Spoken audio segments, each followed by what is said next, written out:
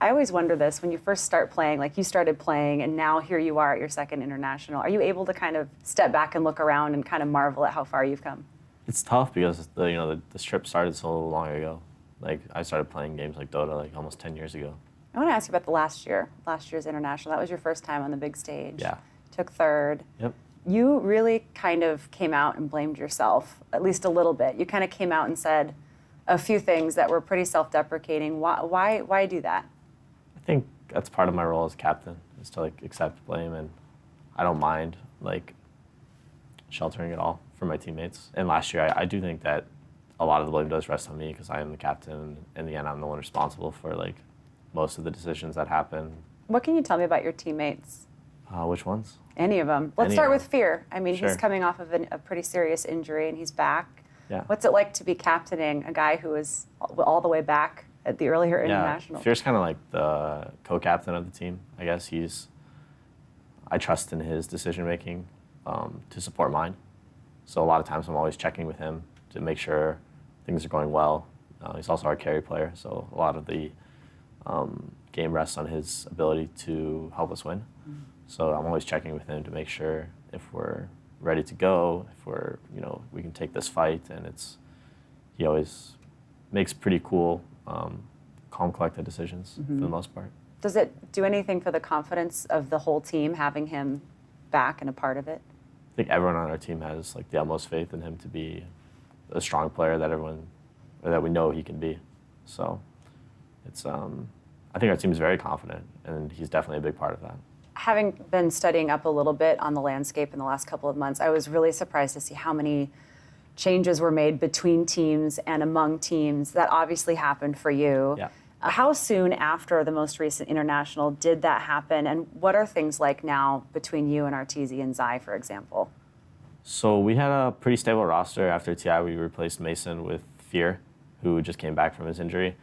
And we played for 4 or 5 months and had some very good results. We did very well.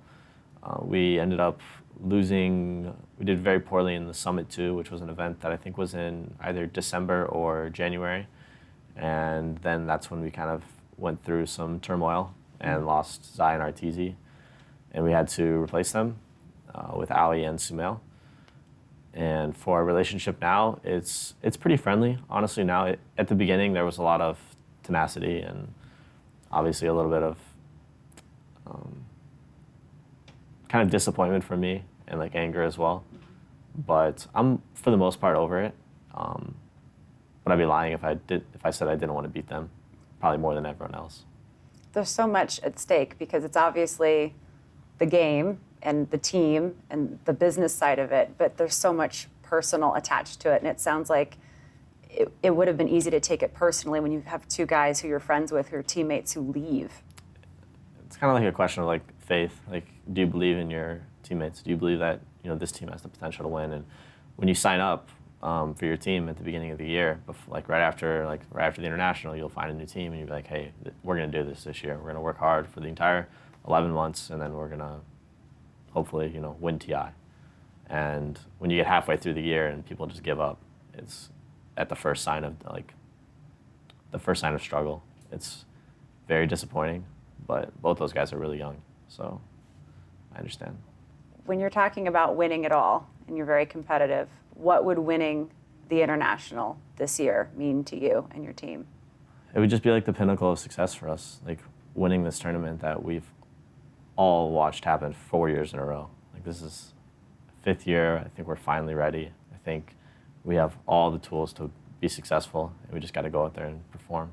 I just don't want there to be any questions. I don't want anyone to be like, oh, maybe these guys are the best. Oh, maybe these guys are the best. I want to be like Evil Geniuses, PPD, the best. No question. No questions. I want to silence all the doubt. A lot of teams that don't have the same preparation and strength, I think there's going to be some really nasty games. What do you want to say to fans of Evil Genius? Fans of Evil Genius, it's fun. International is in North America, so there's always tons of EG fans here. At least there was last year. I think there'll be a good amount this year as well. I just want to say thanks for supporting us and being fans, even when we went through some darker times in the middle of the year. But I think we're very confident and hope to do them proud this year. Well, good luck. Thank you. Thank you so much for talking to us.